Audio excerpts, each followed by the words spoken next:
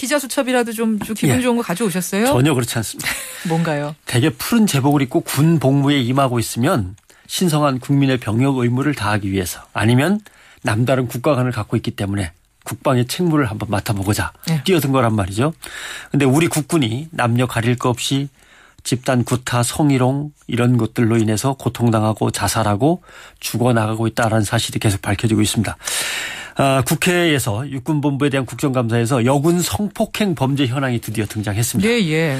2010년 3건, 2011년 6건, 2012년 12건, 13년 16건, 14년은 6월까지만 따져서 10건 벌써 이렇게 해마다 계속 늘어나고 있다. 그러나 이게 아다르고 어다릅니다. 잘 보시면 성폭행 범죄 피해 현황이지 성 관련 범죄 전체가 아닙니다. 다 포함하면 엄청 늘어납니다. 여군 성군기 피해를 보면 2010년 13건, 지난해에는 59건, 올해는 6월까지만 벌써 34건, 최근 5년간 확인된 게 132건. 이 중에서 강간, 성추행, 간음 등으로 여군이 피해자가 된 게 83건, 처벌해서 실형을 선고받은 건 딱 3건, 피해 여군은 하사가 60%로 가장 많습니다. 여군 하사면은 20살에서 한 22살입니다. 정말 딸 같은, 막내딸 같은, 참 말이 안 됩니다. 그렇다면 드러나지 않은 건수는 얼마나 될까? 그러니까 지금 뭐 줄줄이 읽어주신 게 머릿속에 다 쏙쏙 들어오진 않습니다만 그냥 대충 들어도 굉장히 많은 성범죄들이 벌어지고 있구나라는 건 짐작할 수 있는데 계급과 상명하복 고려한다면은 지금 그러니까 여기에 이 수치에 들어가지 않은 감추어져 있는 성범죄들도 꽤 될 거란 얘기잖아요. 군인권센터가 지난 8월인가요? 여군 100명을 상대로 설문조사를 해봤어요. 그랬더니 응답자의 19%, 5명 중에 1명꼴로 성적 괴롭힘을 당해본 적이 있다. 성적 괴롭힘. 예. 그리고 응답했던 그 경험자 가운데 83%는 제대로 대응도 못 해보고 당했다. 대응해도 소용이 없었고 오히려 불이익을 당할까 두려웠다.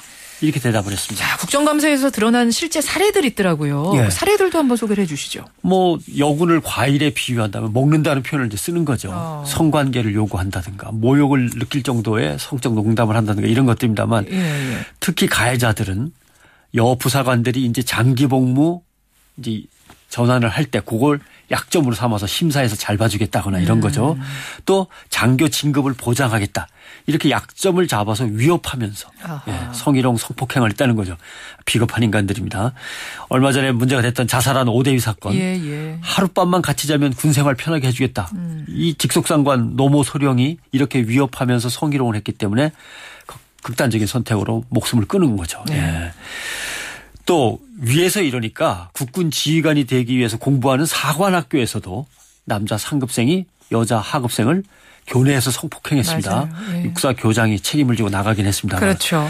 그러니까 부대 회식하면 이제 난리가 나는 거예요. 뭐 여군의 신체를 더듬고 회식 후에 또 술 취한 상태에서 특정 장소로 불러내서 성추행을 하고 이런 일들이 이제 벌어지고 있는 거고.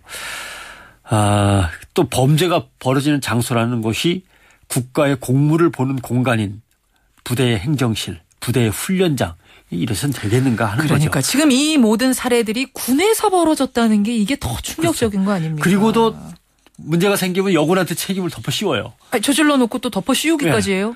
화장을 그러니까 평소에 왜 이렇게 짙게 하고 다녀. 화장의 기준을 그러면 남자 군인들한테 가서 다 확인하고서 이 정도면 됐습니까? 해야 됩니까? 네가 그러니까 남자들이 그러는 거 아니야. 너무 잘 웃어. 잘 웃어. 김현정 씨 잘 웃어요. 잘 웃으면 되는 거예요. 긍정적이라고 칭찬은 못 해줄 망정. 너무 많이 웃어. 이런 거지.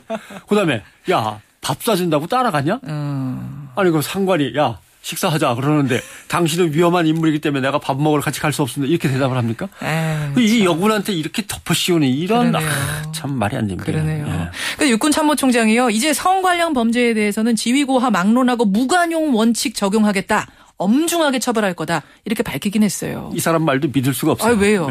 왜냐하면 아까 오대위 사건 얘기했습니다만 동료 여군 장교가 자기들의 동료 아군인 여군 장교가 상관의 언어폭력과 성추행 때문에 견디지 못하고 목숨을 끊었습니다. 그리고 난리가 났어요. 군이 완전히 뒤집혔습니다. 그렇죠. 그 재판이 진행됩니다. 가해자에 대한 재판이 진행되고 있고 군 기강 일제 점검에 들어갔던 기간. 그 기간에도 여군 성폭행 범죄 사건이 10건이나 벌어졌어요. 지금 한 사람이 자살해갖고 난리가 났는데 성폭행 때문에. 그래요. 재판을 받고 있는 그 엄중한 기간에도 이제 그렇게 되니까 말이죠. 예. 미군도 보니까 성범죄가 한 2만에서 3만 건씩 1년에 벌어지더군요. 미군도 상당히 많네요. 오바마 대통령이 나서갖고 아무튼 엄격하게 처리하겠다. 어허. 엄중하게 책임을 묻겠다 했습니다. 그래서 실제로 지난해 6월이죠. 주한 일본 주일 미군 육군사령관이 보고를 늦게 했어요. 부대 내에서 성폭행 범죄가 있었는데 보고를 늦게 했는데 당장 보직 해임됐습니다. 사령관 자리가 떨어지고 그러다가 거기서 끝날 줄 알았는데 옷 벗었으면 한 계급 강등시켜갖고 퇴임시켜버렸습니다. 아유, 군에서 내보내버렸습니다. 엄중문책했네요. 근데 우리는요.